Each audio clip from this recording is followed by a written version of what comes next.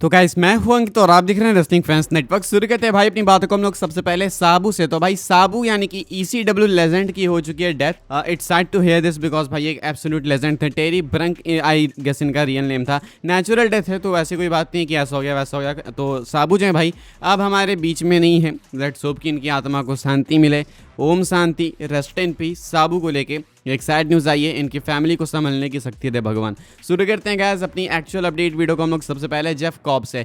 Jeff cob का WWE future क्या है, जेफ कॉब के साथ आगे क्या होने वाला है, किस रोस्टर में होने वाले हैं, इसको लेकर अपडेट निकल के सामने आई है। अकॉर्डिंग टू PW इनसाइडर इनको भाई अभी बैकलेस में आने के लिए बहुत सारी फ्लाइट्स कैच करनी पड़ी, यहाँ से वहाँ, वहाँ से यहाँ, बहुत किया इन्होंने, तब जाके ये टाइम पे बैकलेस के लिए अपीयर हो पाए। एंड अकॉर्डिंग टू रिपोर्ट्स जो जेफ कॉब हैं वो स्मैकडाउन का पार्ट होने वाले हैं। जेफ कॉब को लेके फैंस के बहुत सारे मिक्स्ड रिएक्शंस हैं। मैं देखो जानता था कि जेफ कॉब एक मेजर टैलेंट है, लेकिन मैं ये भी जानता था कि WWE में लोग उनको पहचानेंगे नहीं, तो ये एक्सपेक्टेड था। मैं बस डिसअपॉइंटेड भाई उनके फिजिक्स से हूँ। लाइक वो प्रॉपर भाई प्रॉपर मेरे अकॉर्डिंग हिप्पो लग रहे हैं, एकदम अलग फिजिक में है, गलत फिजिक में है। मुझे लगता है कि WWE अगर चाहती है कि हम लोग जेफ कॉब को सीरियस लें तो शायद उनकी फिजिक्स सही होनी चाहिए, बिकॉज ऐसे हमने बहुत सारे सुपरस्टार्स देखे हैं आते हुए जाते हुए। चाहे तुम बात कर लो राइनो की, राइनो एक लेजेंड है भाई, लेकिन राइनो को भी आज के डेट में कोई याद नहीं करता है। चाहे तुम बात करो लार्स सेलेवन की, चाहे तुम बात कर लो, ऐसे मल्टीपल एग्जांपल्स हैं भाई। तो जेफ कॉब भी उनमें से ही एक बन जाएंगे। जेकब फार्टू की फिजिक तुम देखो,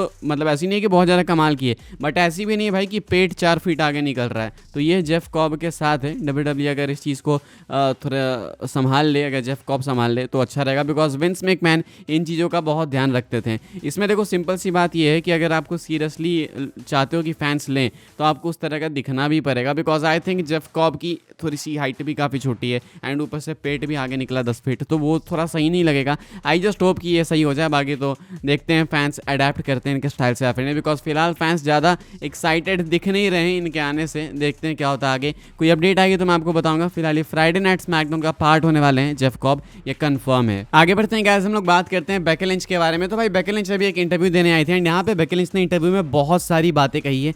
MJF को बोलती हैं कि मैं MJF को प्रोमो बैटल में हरा दूंगी, ये कर दूंगी, वो कर दूंगी। साथ में एक बहुत ही मेजर क्लेम किया बेकी लिंच ने, एंड वो ये था भाई कि जो बेकी लिंच है वो है WWE की greatest female wrestler of all time. ये बेकी लिंच ने खुद से बोला अपने बारे में, एग्जैक्टली क्या स्टेटमेंट आप देख सकते हो। कहती हैं I am the greatest female professional wrestler of all time. That's not just me saying it, there's documented evidence. Sports Illustrated put out a list, then there was 20 greatest WWE wrestlers of all time and of course I was on that list, no other women was on it but I was. तो कहती हैं भाई कि sports illustrated की जो list भी आई थी उसमें भी मैं थी। एंड वैरायटी के साथ बात करते हुए क्लेम करती है बेकी लिंच कि वो greatest female professional wrestler of all time है। एंड फैंस इससे पूरा डिसएग्री करते हैं। बहुत सारे फैंस का कहना है कि 2018-2019 का जो रन था बेकी का बहुत अच्छा था, लेकिन इसके बाद कोई ऐसा बहुत ज़्यादा कमाल नहीं हुआ है जिसके लिए आप देख के बोल दो कि हाँ ये ग्रेटेस्ट फीमेल रेसलर है। डेफिनेटली बेकी लिंच के बिना भाई रेसलिंग वर्ल्ड ये नहीं रहता फीमेल रेसलिंग के लिए जो कि अभी है, लेकिन इसका मतलब ये भी नहीं है भाई कि Becky Lynch greatest of all time है। हम लोग ट्रिश स्ट्रैटस को जानते हैं, चाइना को जानते हैं, लीटा को जानते हैं, बहुत सारी ऐसी नेम्स है जिसने भाई रेसलिंग को चेंज करा है, वुमेन्स रेसलिंग को चेंज करा है। बेकी लिंच डेफिनेटली उसका पार्ट है, लेकिन ये बोलना कि वो ग्रेटेस्ट हैं ये काफ़ी एक सब्जेक्टिव ओपिनियन है। आपको क्या लगता है कमेंट करके बताना कि आप लोग बेकी लिंच से अग्री कर। तो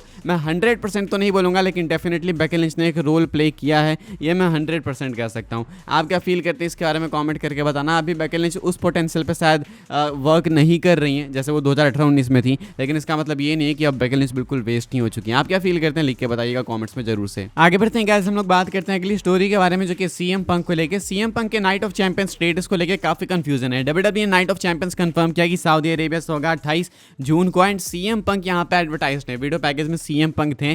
फैंस बहुत ही ज्यादा कंफ्यूज्ड है कि भाई ये क्या चक्कर है। अगर आपको नहीं पता आउट ऑफ कॉन्टेक्स्ट तो मैं बता दूं कि CM पंक ने बोल के रखा है कि कुछ भी हो जाए वो सऊदी अरेबिया में कम्पीट नहीं करेंगे। उनकी अपनी चीज़ें हैं भाई, उनके अपने रीजन से, जिस कारण वो सऊदी में कम्पीट नहीं करेंगे। लेकिन क्या इसका मतलब है कि CM पंक उस टाइम झूठ बोल रहे थे एंड अब CM पंक पैसों के चक्कर में सऊदी में कम्पीट करेंगे, बिकॉज उनको WWE ने ओपनली एडवर्टाइज किया है। अब देखो मुझे ऐसा लगता है कि CM पंक यहाँ पे नहीं होंगे। अगर मैं गलत हूँ एंड अगर मेरी मेमोरी सही काम कर रही है तो CM पंक को शायद इससे पहले भी किसी सऊदी के इवेंट के लिए एडवर्टाइज किया गया था, लेकिन वहाँ पे पंक नहीं थे। लेकिन अगर CM पंक यहाँ पे अपीयर हो जाते हैं तो बिलीव मी भाई ये बहुत ही बड़ा हिपोक्रेट मूव होगा एंड सेथ रॉलिंस की बातें सही हो जाएगी, बिकॉज CM पंक ने बहुत ही बोल्डली बोला था कि वो सऊदी में कभी कम्पीट नहीं करेंगे। अब क्वेश्चन है कि क्या अगले साल रॉयल रंबल में भी कम्पीट नहीं करेंगे CM Punk, because Royal Rumble Saudi में होने वाला है एंड डब्ल्यूडब्ल्यू की डील सऊदी के साथ बहुत ही स्ट्रांग है, तो ऐसे major events, multiple events Saudi में होते रहेंगे समय दर समय। सीएम पंक आखिर कितने मेजर इवेंट्स मिस करेंगे, ये क्वेश्चन है। फिलहाल नाइट ऑफ चैंपियंस के लिए पंक एडवर्टाइज्ड हैं। अब देखो एक चीज़ ये कर सकते हैं कि एक बार सऊदी में अपीयर हो जाओ, भले लोगों से बातें सुन लो, लेकिन एक बार अपीयर हो जाओगे तो फिर रंबल में भी अपीयर हो पाओगे, इधर उधर भी हो पाओगे। एक बार ये चीज़ ब्रेक करनी होगी अगर सीएम पंक एक्चुअली में इसमें पार्टिसिपेट करना चाहते हैं तो, अदरवाइज नहीं करने में किसी का लॉस नहीं है, ना सऊदी का लॉस है, ना ही डब्ल्यूडब्ल्यू का लॉस है, ना ही फैंस का लॉस है। लॉस इसमें सीएम पंक का ही होगा। आप क्या सोचते हैं कमेंट करके बताना। फिलहाल नाइट ऑफ चैंपियंस के लिए पंक एडवर्टाइज्ड हैं, अपीयर होंगे या फिर इसको लेके कुछ और अपडेट आएगी तो मैं आपको बताऊंगा डेफिनेटली। आगे बढ़ते हैं गाइस, हम लोग बात करते हैं सैटरडे नाइट्स मेन इवेंट के बारे में। सैटरडे नाइट्स मेन इवेंट के लिए कितने टिकट्स बिक चुके हैं भाई वो मैं आपको बता देता हूँ। डब्ल्यूडब्ल्यू का अगला इवेंट होने वाला है, पेपर व्यू तो मैं नहीं बोलूंगा लेकिन एक ग्लोरीफाइड हाउस तो हम लोग बोल सकते हैं डेफिनेटली। फिलहाल भाई सैटरडे नाइट्स मेन इवेंट के लिए डब्ल्यूडब्ल्यू को 537 टिकट्स बेचने हैं। करंट सेटअप है भाई कुछ ऐसे 9762 का, जिसमें से कि बिक चुके हैं टोटल 9125 टिकट्स। अभी शो को भाई 13 दिन बाकी है एंड अभी डब्ल्यूडब्ल्यू को 537 टिकट्स बेचने। शो में आपको जॉन सीना कंपीट करते दिखेंगे अगेंस्ट आर-ट्रूथ मोस्ट लाइकली। जे उसो लोगन पॉल का मैच ऑलरेडी कंफर्म हो चुका है, तो एक मिड इवेंट होने वाला ही है, लेकिन अगेन जॉन सीना कंपीट करने तो फैंस देखने जाएंगे definitely. Complete sold out event होगा, इसमें कोई डाउट नहीं है। एंड अभी 13 दिन है बस 537 टिकट्स बेचने। इतने टिकट्स बेचने के लिए 2 घंटे काफ़ी है डब्ल्यूडब्ल्यू के लिए, आराम से बिकेंगे एंड डेफिनेटली एक सोल्ड आउट होने वाला है ये। आगे बढ़ते हैं गाइस, हम लोग बात करते हैं अगली स्टोरी के बारे में जो कि अपनी आखिरी स्टोरी है एंड ये है ट्राइबल चीफ रोमन रेंस को लेके। एक बहुत ही मेजर मैच पिच किया गया था जॉन सीना के रिटायरमेंट टूर के लिए, वो था अगेंस्ट रोमन रेंस, जब जॉन सीना हील नहीं बने थे तब की मैं आपको बात बता रहा हूँ। एंड अब ऐसा लगता है कि शायद ये मैच हो भी सकता है। एक स्पेकुलेशन ये भी थी कि सऊदी में अगर एक और इवेंट होगा इस साल या फिर साल में अगर कोई एक बहुत मेजर इवेंट होगा साल एंड जाते जाते अक्टूबर सितंबर नवंबर में, तो शायद सेथ रॉलिंस या रोमन रेंस के अगेंस्ट जॉन सीना को भिड़वा सकते हैं। रोमन रेंस डेफिनेटली टाइटल के पीछे जाएंगे एंड शायद डब्ल्यूडब्ल्यू वाले ज़्यादा मनी ड्रॉ करने के लिए रोमन सीना का एक और मैच करा सकती है, because the thing here is कि इसके बाद कभी रोमन सीना हमें देखने को नहीं मिलेगा। पहले रोमन फेस थे तो ये मैच हुआ था, फिर रोमन हील बने तब ये मैच हुआ, लेकिन अब जॉन सीना हील बने हैं तो अब ये मैच होना बनता है एक आखिरी बार, इसके बाद कभी नहीं हो सकता। तो अगर डब्ल्यूडब्ल्यू यहाँ पे ये वाली अपॉर्चुनिटी मिस करेगी तो एक बहुत ही मेजर अपॉर्चुनिटी मिस कर जाएगी, बिकॉज डब्ल्यूडब्ल्यू के टॉप स्टार हैं Roman Reigns and John Cena retire होने वाले हैं, तो ये दोनों आपस में कंपीट करेंगे तो कितना मैसिव भाई सोच रहे हो ड्रॉ होगा। तो डब्ल्यूडब्ल्यू वाले आई डोंट थिंक ये अपॉर्चुनिटी मिस करने वाले हैं and definitely Roman Reigns John Cena match is in the line. फिलहाल रिपोर्ट्स का भी यही मानना था, अभी कोई लेटेस्ट अपडेट आई नहीं है, लेकिन दिस इज डेफिनेटली हैपनिंग ऐसा देख के लगता है। ये कुछ अपडेट्स थी भाई इस वाली वीडियो के लिए एंड आई होप आपको इन्फॉर्मेशन मिलो तो वीडियो को लाइक करें, शेयर करें एंड सब्सक्राइब करें चैनल को, ताकि आने वाले टाइम के अंदर आपको और भी इसी डब्ल्यूडब्ल्यू की न्यूज़ अपडेट सबसे पहले जानने को मिलते रहे। फॉलो कर सकते हैं आप लोग मुझे इंस्टाग्राम एंड ट्विटर पर, लिंक आपको मिल जाएगी डिस्क्रिप्शन में। ज्वाइन कर सकते हैं व्हाट्सएप चैनल को, उसके भी लिंक है डिस्क्रिप्शन में। मिलूंगा मैं आपसे अगली वीडियो में, तब तक के लिए goodbye, thanks for watching.